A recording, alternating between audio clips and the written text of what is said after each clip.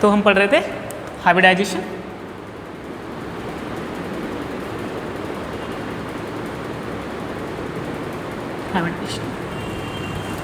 हमने देखा था कि हाइब्रिडाइजेशन 6 प्रकार का था जनरली, किसमें? इनऑर्गेनिक कंपाउंड्स में।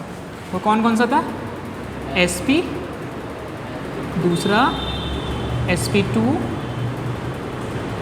sp3, sp3d,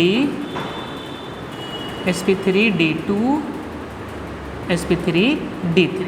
ठीक है, हमने समझ लिया था इस प्रकार का। तो हमने एक टेबल भी बनाई थी, उस पर समझा था कितना कौन से हाइब्रिडाइजेशन में क्या ज्योमेट्री है, क्या बॉन्ड एंगल है, ये सारी चीज़ें हमने देख ली थी। अब हमें एक एक करके 1 बाय 1 इनका हम विद एग्जाम्पल समझते हैं और उनके एग्जाम्पल की ज्योमेट्री भी बनाते हैं। तो सबसे पहले हम डालेंगे sp hybridisation. sp hybridisation, sp hybridisation.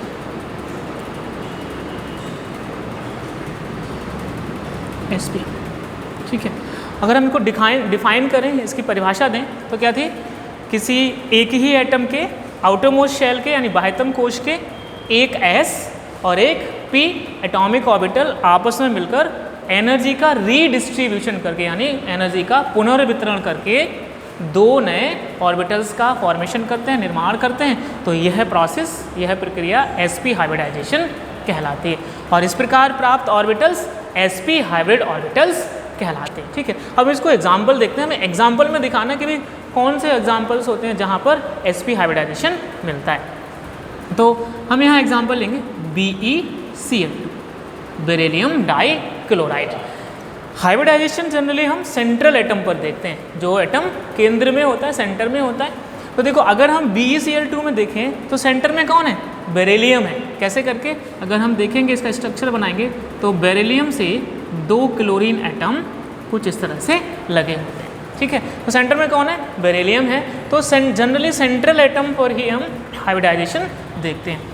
तो हमें sp पढ़ना है, हमें ये प्रूफ करके दिखाना है कि इसमें एक s और एक p ऑर्बिटल पार्टिसिपेट करता है हाइब्रिडाइजेशन में। देखिए, तो हमने यहाँ सेंट्रल एटम ले लिया बेरिलियम। एटॉमिक नंबर कितना होता है बेरिलियम का? 4 होता है। 1s2, 2s2, ये इसका एटॉमिक नंबर।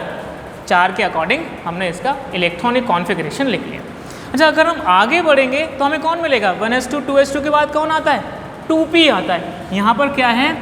2p खाली पड़ा हुआ है, ब्लैंक पड़ा हुआ है, उसमें कोई इलेक्ट्रॉन नहीं है। अब देखो भाई, अगर हम आपसे पूछें बताइए कि यहाँ बेरिलियम की वैलेंसी यानी संयोजकता कितनी है, तो यहाँ पर वैलेंसी कितनी है? मैंने आपको बताया था कि वैलेंसी वह होता है जो कोई एटम जितने बॉन्ड बना रहा होता है। या फिर BBT ने क्या बताया हमें कि किसी एटम के आउटरमोस्ट शेल में, बाह्यतम कोश में जितने अनपेयर्ड होते हैं इलेक्ट्रॉन, उतनी ही उसकी संयोजकता यानी वैलेंसी होती है। तो देखो भाई, यहाँ पर कितने बॉन्ड बना रहा है? 1 and 1, 2 बॉन्ड बना रहा है बेरिलियम। इसका मतलब बेरिलियम की वैलेंसी कितनी हो गई, संयोजकता कितनी हो गई? 2 हो गई। तो अभी हमने रिसेंटली कुछ दिन पहले बैलेंस बॉन्ड थ्योरी पढ़ी थी, BBT पढ़ी थी। तो वहाँ हमें पता चला था कि अगर कोई एटम बॉन्ड कोवेलेंट बॉन्ड बना रहा है, तो कोवेलेंट बॉन्ड बनाने के लिए हमें क्या चाहिए? अनपेयर्ड इलेक्ट्रॉन चाहिए, अयुग्मित इलेक्ट्रॉन चाहिए। इसका मतलब जितने कोवेलेंट बॉन्ड बन रहे होंगे उतने ही अनपेयर्ड चाहिए होंगे। तो वही देखते हैं, क्या हमारे पास यहाँ 2 अनपेयर्ड हैं। एक चीज़ और ध्यान रहे कि बॉन्ड बनाने में आउटर मोस्ट शेल के यानी बाह्यतम कोश के ऑर्बिटल्स ही इलेक्ट्रॉन्स करते हैं, इलेक्ट्रॉन्स की पार्टिसिपेट करते हैं। अब देखो, आउटर मोस्ट शेल की बात करें, देखो ये तो पहला शेल हो गया। आउटर मोस्ट कौन है? जो सबसे लास्ट में आए। तो लास्ट में कौन आ रहा है? ये आ रहा है ना, ये सेकेंड शेल का S सब शेल है, ये सेकेंड शेल का P सब शेल है। ठीक है, इसका मतलब ये क्या हो गया? हमारा आउटर मोस्ट शेल हो गया। तो हमें आउटर मोस्ट शेल में 2 अनपेयर्ड चाहिए। देखो भाई, देखते हैं ये क्या है? S है, S में 2 इलेक्ट्रॉन्स हैं। P में है कोई? नहीं भाई, P में कोई नहीं है। P में एक भी इलेक्ट्रॉन नहीं है। अब भाई BBT ने तो कहा था उतने ही बॉन्ड बनेंगे जितने अनपेयर्ड होंगे। यहाँ तो कोई भी अनपेयर्ड नहीं दिख रहा है। 2 इलेक्ट्रॉन है आउटर मोस्ट शेल में, दोनों कैसे हैं? युग्मित हैं, पेयर्ड हैं। तो क्या होगा? हम इसको कुछ एनर्जी देंगे। हमने इसको एनर्जी दी। अब जब भी कभी इलेक्ट्रॉन को एनर्जी मिलती है तो वो अपने घर में नहीं रुकता है। मैंने आपको बताया था अगर आपको अभी सडनली 1000 रुपये मिल जाएं कहीं पड़े हुए तो आप तुरंत चुपचाप उठा के निकल लोगे आराम से, भाई आपको क्या मिला, पैसों के रूप में एनर्जी मिल गई। ऐसे ही यहाँ हमने इलेक्ट्रॉन्स को कुछ एनर्जी दी तो क्या हुआ, यहाँ से ये S का एक इलेक्ट्रॉन एक्साइट होकर कहाँ चला गया, P में चला जाएगा। तो कुछ इस तरह से यहाँ से कितना रह गया, सिर्फ एक रह गया। यहाँ से कूद के कहाँ पहुँचा, वो ऑर्बिटल, ये इलेक्ट्रॉन P ऑर्बिटल में पहुँच जाता है। ये कहलाता है इसकी ग्राउंड स्टेट यानी अनउत्तेजित अवस्था। ये कहलाती है इसकी एक्साइटेड स्टेट यानी उत्तेजित अवस्था। ठीक है, अब देखो एक्साइटेड स्टेट में हमारे पास 2 अनपेयर्ड अवेलेबल हैं। बस बीबीटी ने यही तो कहा था कि 2 बॉन्ड बनाने के लिए यानी जितने बॉन्ड बन रहे होंगे उतने ही अनपेयर्ड चाहिए, तो हमें 2 बनाने हैं यहाँ पर बॉन्ड और 2 अनपेयर्ड अवेलेबल हैं। हम क्या पढ़ रहे हैं, sp। sp में क्या चाहिए, आउटर मोस्ट शेल का एक s और एक p चाहिए। और चूँकि 2 बॉन्ड बन रहे हैं तो हमें जो ऑर्बिटल हैं S और P उनमें इलेक्ट्रॉन भी होना चाहिए तभी तो बॉन्ड बनेंगे।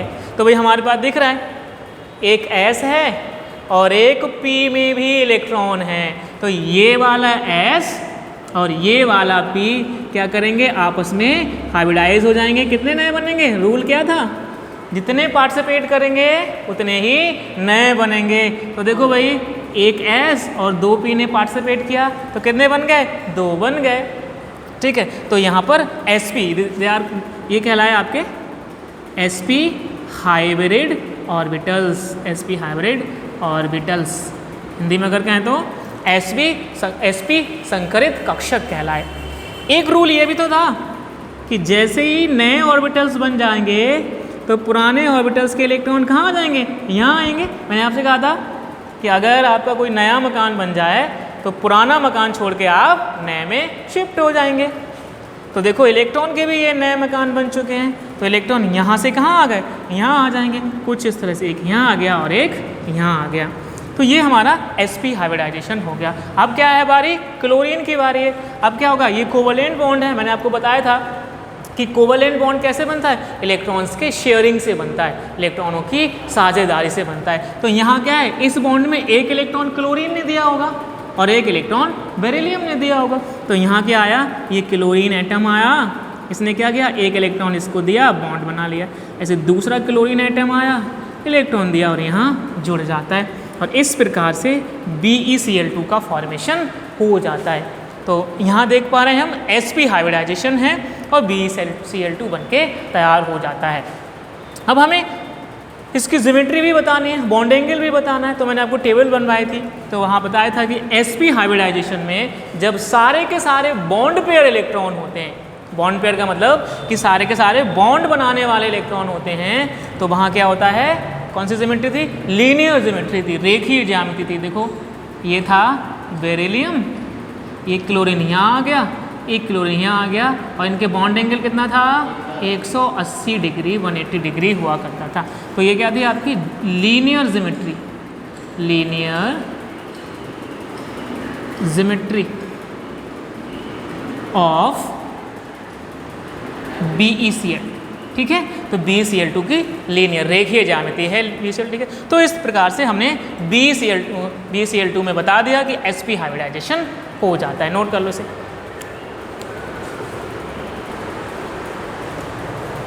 हो गया। अब देखो, अब थ्योरी हमें याद नहीं रहा तो लिखें कैसे हम, इस स्ट्रक्चर को देख के हम कैसे लिखें थ्योरी। एग्जाम में आया तो थ्योरी याद करना मुश्किल है थोड़ी, तो हमने अगर समझ लिया है तो लिखना बहुत आसान है। अगर मैं आपसे पूछूं कुछ किचन में करना आता है आपको, चाय बना लेते हो, चलो मान लीजिए चाय बना लेते हो हैं। अगर हम आपसे पूछें चाय कैसे बनाई, बता दोगे, बता दोगे ना। हम क्या, अब लिख के दिखाओ कैसे बनाई चाय, क्या करोगे, सारे स्टेप, पहले ये किया फिर वो किया फिर ये किया, ये तो लिखोगे। यानी जो जो स्टेप आपने किए वही आपने लिख दिया। तो सेम वैसे ही हम जो जो स्टेप हमने किया है सब लिख दो। सबसे पहले हमने क्या देखा, हमने देखा कि बेरिलियम में सेंट्रल एटम कौन है, BeCl2 में सेंट्रल एटम कौन है, बेरिलियम है। सबसे पहला सेंटेंस ये हो गया कि BeCl2 में सेंट्रल एटम B होता है। अब देखो हमने क्या देख पा रहे हैं, इसके आउटर मोस्ट शेल में कितने हैं, 2 इलेक्ट्रॉन है और दोनों कैसे पेयर्ड हैं। तो इसके आउटर मोस्ट शेल में 2 पेयर्ड इलेक्ट्रॉन प्रेजेंस होते हैं।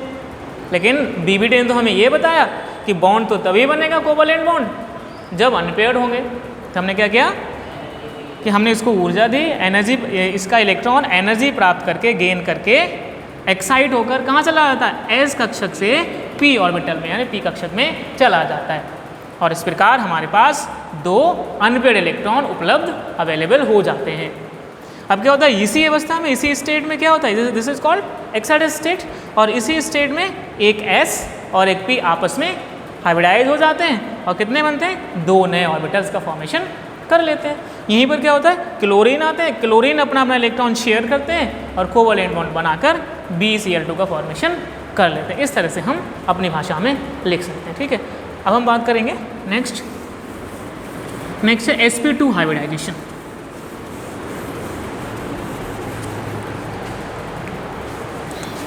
sp2 हाइब्रिडाइजेशन, ठीक है, इसको भी हमें विद एग्जाम्पल बताना कि क्या एग्जाम्पल है, एग्जाम्पल में कैसे प्रूफ करेंगे हम, ये सब कुछ बताएंगे। ठीक है, तो अगर हम इसको डिफाइन करें, फिर से वही डेफिनेशन है ऑलमोस्ट सेम, कि किसी एक ही एटम के आउटरमोस्ट शेल के सेम एनर्जी के एक S और 2p एटॉमिक ऑर्बिटल्स आपस में मिलकर एनर्जी का रीडिस्ट्रीब्यूशन करके यानी पुनर्वितरण करके कितने बनेंगे, अब 3 नए ऑर्बिटल्स का फॉर्मेशन करते हैं। तब यह प्रक्रिया, यह फिनोमेना sp2 हाइब्रिडाइजेशन कहलाती है। और इस प्रकार जो ऑर्बिटल्स बन रहे हैं वो क्या कहलाएंगे, आपके sp2 हाइब्रिड ऑर्बिटल्स कहलाएंगे। राइट, एग्जाम्पल की अगर हम बात करें तो यहाँ हम ले लेते हैं बोरॉन ट्राइक्लोराइड BeCl3। तो बोरॉन ट्राइक्लोराइड में यानी BeCl3 में sp2 हाइब्रिडाइजेशन पाया जाता है। देखो फिर से हम वही कहेंगे, सेंट्रल एटम पे देखते हैं हम। ठीक है, तो यहाँ पर अगर हम पूछे आपसे, बताइए भाई सेंट्रल एटम क्या है, B यानी बोरॉन सेंट्रल एटम है। तो बस हमने क्या किया, बोरॉन को हमने उठाकर यहाँ लिख लेते हैं बोरॉन। बोरॉन का एटॉमिक नंबर 5 होता है। ठीक है, एटॉमिक नंबर 5 है। सबसे पहले हमें तो इलेक्ट्रॉनिक कॉन्फ़िगरेशन ही लिखना है, तो 1s2 2s2 और 2p1। ठीक है, टोटल 5 इलेक्ट्रॉन है, तो हमने 5 इलेक्ट्रॉन का डिस्ट्रीब्यूशन कर दिया शेल्स और सब शेल्स में। तो अब देखो यहाँ पर फिर से भाई हम BBT को याद करेंगे। BBT ने तो हमसे ये कहा था कि भाई जितने अनपेयर्ड होंगे उतने ही बॉन्ड बनेंगे, कोवैलेंट बॉन्ड बनेंगे।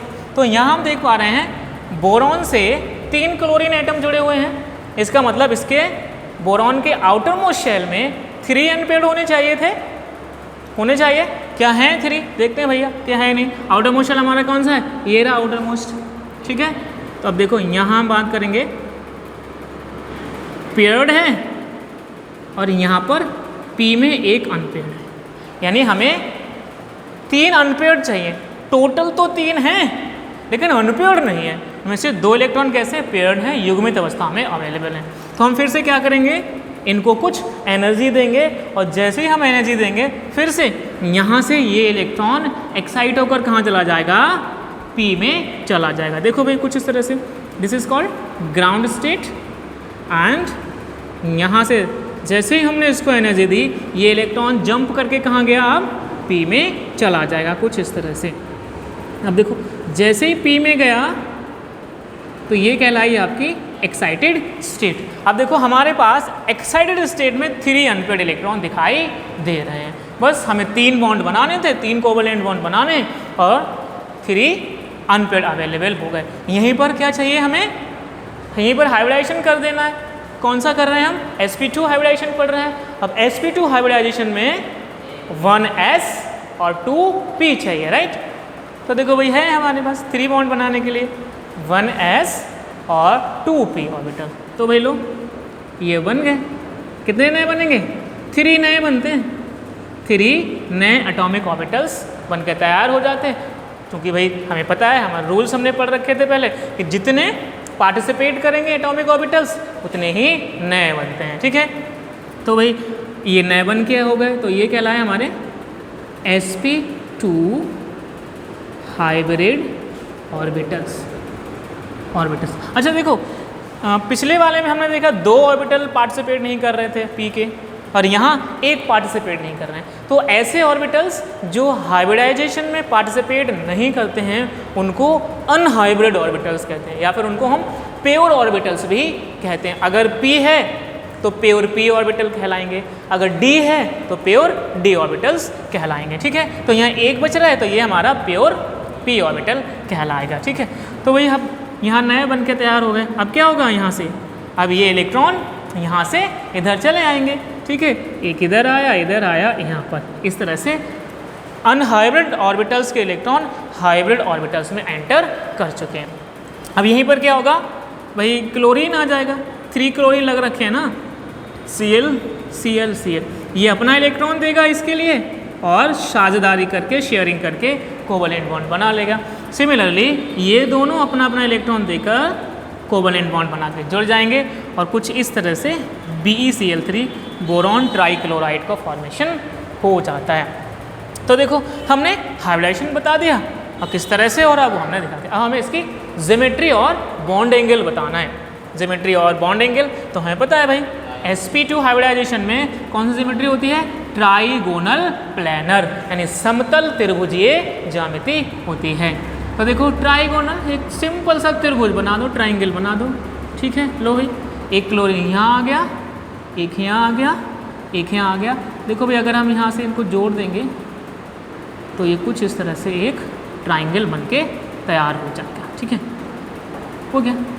और बॉन्ड एंगल की बात करेंगे तो ये सारे के सारे बॉन्ड एंगल कैसे होंगे, 120 डिग्री होते हैं। तो हमने दिखा दिया। अब लिखेंगे इसे, फिर से भी लिखेंगे, जो जो काम हमने यहाँ किया वही लिख देंगे। इसके देखो भाई BeCl3 में कौन है भाई, सेंट्रल एटम बोरॉन है, जिससे कितने 3 क्लोरीन एटम अटैच है, किसके थ्रू, कोवलेंट बॉन्ड के थ्रू अटैच है। अब देखो अकॉर्डिंग टू BBT इसके आउटर मोस्ट शेल में कितने 3 अनपेयर्ड होने चाहिए, लेकिन ग्राउंड स्टेट में कितने, सिर्फ 1 अनपेयर्ड अवेलेबल है। तो हमने क्या किया, इसको थोड़ी एनर्जी दी, इसका इलेक्ट्रॉन एनर्जी गेन करके एक यहाँ से 2s ऑर्बिटल का इलेक्ट्रॉन 2p ऑर्बिटल में जंप करके चला जाता है और इस प्रकार हमारे पास 3 अनपेयर्ड इलेक्ट्रॉन्स अवेलेबल हो जाते हैं। ये हमारी एक्साइटेड स्टेट यानी उत्तेजित अवस्था कहलाती है। और इसी स्टेट में, इसी अवस्था में एक s और 2p ऑर्बिटल आपस में हाइब्रिडाइज होते हैं और 2 sp2 हाइब्रिड ऑर्बिटल का फॉर्मेशन कर देते हैं। यहीं पर क्या होता है, तीनों क्लोरीन एटम आते हैं, अपना अपना इलेक्ट्रॉन शेयर करते हैं और 3 कोवलेंट बॉन्ड बनाकर BeCl3 का फॉर्मेशन कर लेते हैं। ठीक है, अगर हम इसकी ज्योमेट्री की बात करें तो इसकी कैसी है, trigonal planar geometry, trigonal planar geometry.